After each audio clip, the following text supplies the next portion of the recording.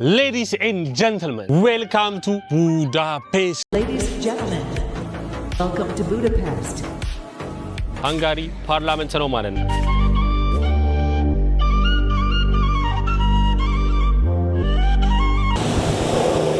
በፋሺስት የተገደሉ አይሁዳውያንን ወይም ደግሞ ጁዊሾች ተብለው የሚታወቁ ሰዎችን ያስታውሳል።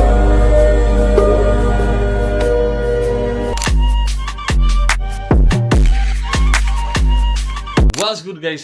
ሰላም እንዴት ናችሁ? ዮቶር ነኝ። ዛሬም እንግዲህ እንደተለመደው በሌላ ቪዲዮ ከቸቸች ብለንለታል። ዛሬ ድምጽ የተዘግቷል ደግሞኛል ምናምን ገና ቪዲዮ ኤዲት አድርጌ መጨረሴ ነው። እንደምታዩት ሆስቴላችን ይሄንን ይመስላል።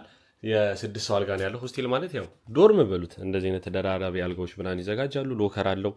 6 ሰው የሚይዝ ሩም ነው። ዛሬ ፕላናችን እንግዲህ ቡዳፔስትን ዞር እያለን እንጎበኛለን። ምን አይነት ሀገር ነች ምናምን የሚለውን ነገር አንዳንድ ከያዝኳቸው መረጃዎች ጋር አድርገን አብረንም እናየው ይሆናል። ዛሬ ይሄንን ሩም መልቀቅ አለብኝ አይ ቲንክ፣ ምክንያቱም ለሁለት ቀን ነበር የከፈልኩት። ለሁለት ቀን እውነቱን ለመናገር በጣም ውድ ነው የከፈልኩት፣ 125 ዩሮ።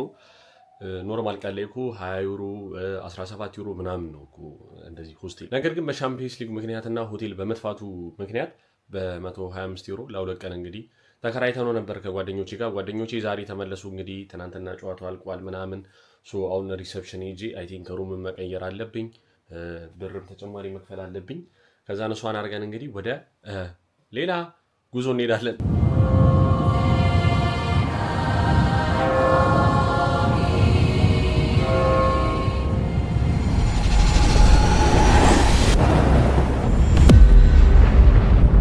ሶ ጋይስ እንግዲህ እንደተለመደው ወጥተናል። እንዴ በነገራችን ላይ ይሄን ነገር ሞክረዋለሁ ብዬ ነበረ። የት እንደሚገኝ እስኪ ቼክ ላድርግና አብረን በዚህ እንግዲህ ከተማውን ዞር እንላለን ማለት ነው። አሁን በጣም ሁላችሁም የምናውቀው የሚመስለን ህንጻ ፊት ለፊት ተገኝቻለሁ። ላሳያችሁ። ይሄን ቦታ በእርግጠኝነት ሁላችሁም ታውቃላችሁ። ወይ ደፍተራችሁ ላይ ነበረ ወይ የሆነ ነገራችሁ ላይ ነበር። ብቻ የምታዩበት አጋጣሚ ይሄንን ህንጻ በጣም ብዙ ነው። ለምን መሰላችሁ? ኢሮፕ ላይ በጣም ፎቶ ከሚነሱ ህንጻዎች፣ በዛ ላይ ደግሞ በማታ አንደኛው ይሄ የሃንጋሪ ፓርላመንት ነው ማለት ነው። ይሄ ፓርላመንት በእርግጥ ከውጪ ሲታይ የሆነ የንጉሥ ቤተሰብ ምናምን ነገር ይመስላል፣ ግን ስቲል የሃንጋሪን አንዳንድ ውሳኔዎች ምናምን ነገር ይሄ ፓርላማ ነክ ነገሮች የሚወስኑበት ቦታ እንጂ የንጉሥ ቤት አይደለም። የሚገርም ዲዛይን ያለው ምናምን ሲያምር እግዚአብሔርን በአካል ብታዩት ደግሞ በጣም ነው የሚገርማችሁ። እና ይሄ ህንጻ 96 ሜትር ከፍታ አለው። 96 ቁጥር ደግሞ ለሃንጋሪያን ለየት ያለ ትርጓሜ ነው ያለው። ምንድነው መሰላችሁ የሚሉት አንድ የተወሰኑ ጎሳዎች ገብተው ነው ሃንጋሪን የመሰረቷትና በ896 ሃንጋሪ እንድትመሰረት ምክንያት የሆኑት ጎሳዎች ወደዚህ ወደ ሃንጋሪ የገቡበት ቀን ስለሆነ 96 ቁጥር ለነሱ በጣም ስፔሻል ነው። አያምርም? እስኪ ከጀርባ የሆነ ግሬስ ሄዶ ደስ ሲል አስቡት። ይሄ ፓርላመንት ደግሞ በማታ በጣም ፌመስ ነው። በጣም ብዙ ሰዎች ይሄንን ለመጎብኘት ብቻ ብለው ይመጣሉ። ከዛ ከፊት ለፊታችን ደግሞ ዳኑብ ወንዝ ይገኛል። ይሄ ወንዝ ዝም ብሎ ወንዝ አይደለም ጋይስ። አውሮፓ ላይ ካሉ በጣም ትላልቅና ረጃጅም ወንዞች ውስጥ አንደኛው ነው። ይሄ እንዴ ይሄት እዛ ጋር መርከቧ በባስ ቅርጽ ነው ምናምን የተሰራችው፣ በጣም ያበደ ነው። ከዛ ሰዎች እዚህ ጋር ደግሞ እንደምታዩት እዚህ ጋር ወክ ያደርጋሉ። የተወሰኑት ይሄን ጫማ ይነዳሉ፣ ሳይክል፣ ስኬትቦርድ፣ ስኩተር ምናምን የሚነዱ ሰዎች ብዙ ናቸው። እና ይሄ ወንዝ እንዳልኳችሁ ከ2800 ኪሎ ሜትር በላይ የሚጓዝ ከ10 በላይ የአውሮፓ ሀገራትን የሚያቋርጥ ወንዝ ነው። ዝም ብሎ ወንዝ አይደለም። ሌላኛው የሚያስቀውና የሚያስገርመው ነገር ደግሞ ራሷ ቡዳፔስትን ለሁለት የከፈላት ይሄ ወንዝ ነው። ከዚህ ወደዚህ ያለው ይሁን አላቅም፣ ብቻ ግን አንደኛው ቡዳ አንደኛው ፔስት እንደሚባል ስንቶቻችሁ ታውቃላችሁ? ከዛም ተነስተው ነው ቡዳፔስት ያሏት እቺን ሀገር። እንደዚህ ወክ አድርገህ ታውቃለህ ብሮ? ሳት ካልኩ እንኳን እርምጃውን ወደዛ ውስጥ ነኝ። ድንጋይ ነው የሚቀበለኝ። ከዛ ዳብሊው አንጋዲ እግዚአብሔርን። እና የሚገርም ብሪጅ ላሳያችሁ ነው ደግሞ ከፊት ለፊት እንግዲህ ትንሽ ኪሎ ሜትር ይቀረናል አሁን ወደምንሄድበት ቦታ። ነገር ግን መራመዳችንን እንቀጥላለን። የፒኤስጂ ደጋፊዎች ስቲል እየጨፈሩ ነው እዛ። ይሄ ያ ነው ቡዳ እንደውም ምክንያቱም እዛ ጋር በጣም ሲጮሁ ምናምን ይሰማል ታውቃላችሁ። እንግዲህ ከፓርላመንቱ ብዙ ሳርቅ የዳኑብ ወንዝንም እንደዚህ ሳለቅ ከፊት ለፊቴ በጣም የገረመኝና ያስደነገጠኝ ነገር አለ። ይኸውላችሁ ከፊት ለፊቴ እንደምታያቸው በብረት የተሰሩ በጣም ብዙ ሺህ ጫማዎች ይገኛሉ። ይኸውላችሁ አያችኋቸው? እነዚህ ጫማዎች በሁለተኛው የዓለም ጦርነት ጊዜ በፋሺስት የተገደሉ አይሁዳውያንን ወይም ደግሞ ጁዊሾች ተብለው የሚታወቁ ሰዎችን ያስታውሳል። እዚህ ቦታ ላይ ነበር የሁለተኛው ዓለም ጦርነት ጊዜ ጫማቸውን አውልቀው የተገደሉት። እንዳለ እንደምታዩቸው የተገደሉ የሰዎች ጫማ ይሄ እንዳለ በብረት ተደረገና ማስታወሻነቱ ለነሱ ህፃናት አልቀሩም፣ ሴቶች አልቀሩም፣ ትላልቅ ሰዎች አልቀሩም። ሁሉም ሰዎች እዚህ ቦታ ላይ ጫማቸውን እንዲያወልቁ ተደርገው ተገድለዋል። ለምንድነው ጫማቸውን የሚያወልቁት ብዬ ስጠይቅ ጫማ በሰዓቱ በጣም ውድ ነገር ስለነበረ ማለት ነው። እና በጣም ብዙ ሰው በመገረም ይኸውላችሁ እንደምታዩት እንግዲህ ከዛ እስከዚህ ወክ እስክናረግ ይኸውና እኮ ፓርላማ ከዛ እስከዚህ ወክ ስናረግ ሰው አልነበረም። እዚህ ቦታ ላይ ግን የምታዩት እንዳለ ሰው ተሰብስቦ ፎቶ እያነሳ ይገኛል። የጦርነት አስቀያሚው ገጽታ አንደኛው ይሄ ነው።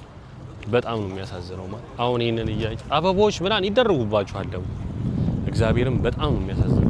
ታዲያ ዮቶሬ እነዚህ ነገሮች እንዴት ነው የሚገናኙት? ማለትም ቡዳና ፔስት ቤት በኩል ዞሮ ነው የሚገናኙት። ወንዙ 2800 ኪሎ ሜትር ድረስ ይተልቃል። 10 የአውሮፓ ሀገራትን ይነካል ብለህን እንዴት ነው ታዲያ እነዚህ ሰዎች የሚገናኙት? እንዴት ነው ቡዳፔስት ተብላ ተጠርታ የሁለቱን ልዩነት የምታሳየን? ማለትም ቡዳና ፔስትን ብላችሁ እያሰባችሁ ከሆነ ከፊት ለፊት አንድ ነገር ላሳያችሁና መልሱን እናንተው ታገኙታላችሁ። ከፊቴ የምታዩት ይሄ ብሪጅ እንግዲህ የቡዳፔስትን መመስረት ያበሰረ ትልቁ ድልድይ ሆኗል።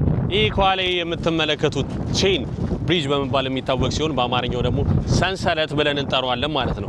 ይሄ ብሪጅ ነበር እንግዲህ በ1849 ተመስርቶ ቡዳና ፔስትን እንዲገናኙ አንድ እንዲሆኑ ያደረጋቸው። ይሄ ከሆነ ከ20 ዓመት በኋላ ነው ነገር ግን ቡዳና ፔስት መገናኘት የጀመሩት። ከዛ በኋላ ነው ሙሉ ለሙሉ ቡዳ ፔስት የሚለውን ስም ያገኘችው ማለት ነው። ይሄ ድልድይ ለሃንጋሪ በጣም ማርሽ ቀያሪ ነበር። ምክንያቱም እርገቷን ማሳየት ጀመረች የተባለበት አንደኛው ብሪጅ ነው። እንደዚህ ብሪጅ ፊት ለፊት ደግሞ እንደዚህ አይነት ላላ ያለች ባር ነገር ተሰርታ ትገኛለች። ሰው እዚህ ጋር እየተፍታታ ነው። እዛ ጋር ሄዳ ነው ወንዝን እያየ በዛ ጋር ብሪጅ አለ። እዚህ ጋር እንግዲህ ፓርላመንቱ አለ ምናምን ህፃናት እዚህ ጋር አክቲቪቲ ያደርጋሉ። ከለር ምናምን ይዟል ሰዎቹ። ማን እቺ ቦታ በጣም ያበደች ነች እዲ እቺ ቦታ በጣም ያበደች ነች። ስለዚህ እስኪ ብሪጁ ላይ እንውጣ። ብሪጁ ላይ ወተን ደግሞ ወደዚህ ጋር እንመለከታለን። ይሄን ቦታ አሁንም በስነ ስርዓት አስታውሳችሁታ።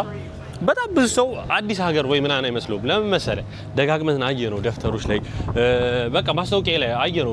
በጣም በተደጋጋሚ ማስታወቂያ ላይ ያየነው ቦታ ስለሆነ ቦታው በጣም ፋሚሊየር ይመስላል። በጣም የምታውቀው ምናምንና አዲስ ላይ ሆነብህ ይችላል። ስለዚህ ቼምብሪጅ ላይ ነው የምንገኘው ጋይስ። ቼምብሪጅ ላይ ዝም ብለን ወክ እያደረግን ነው። በጣም ብዙ ቱሪስቶች አሉ እያያችኋቸው። ሌዲስ ኤንድ ጀንትልመን ዌልካም ቱ ቡዳፔስት ይላል። እንግዲህ የምገኘው መሀል ዳኑብ ወንዝ ላይ ነው። አሁን ፔስት ላይም አይደለሁም ቡዳም ላይ አይደለሁም። ያለሁት መሀል ዳኑብ ወንዝ ላይ ነው። 2800 ኪሎ ሜትር የሚተልቀው ወንዝ ላይ ነው የምገኘው ማለት ነው።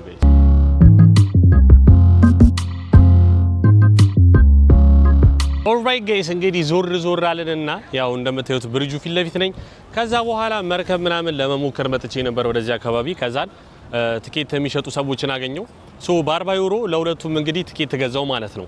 አሁን በባስ ዞርና ማታ 3 ሰዓት ላይ ደግሞ መጣና ድጋሚ በመርከብ ይሄንን ቦታ እዞረዋለሁ ማለት ነው። Ladies and gentlemen, stop number 3, Josef Attila Street. Stop number 3, Josef Attila Street. You can visit the Francis Street from here. Stop number 3, Josef Attila Street. These are the back stairs and the back door for the exit. Thank you.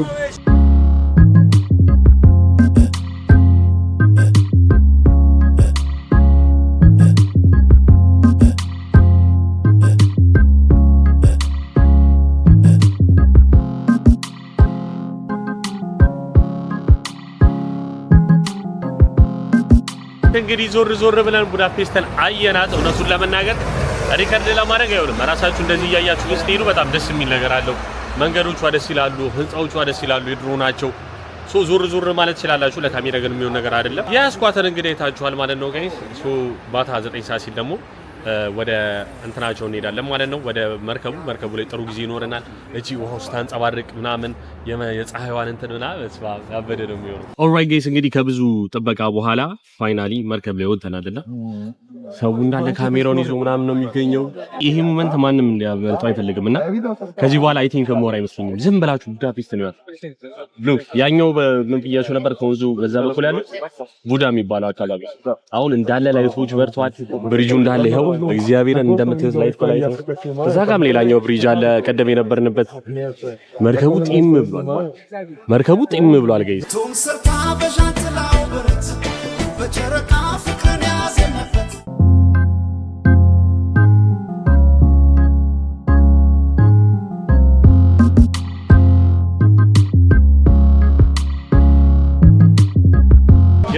ቪዲዮ እንግዲህ ይሄንን ይመስላል ከዚህ ከቡዳፔስት አሉ ከሚባሉ ቦታዎች ላይ ማለት ነው። ዮቶር ነኝ the one and only Balkan country star።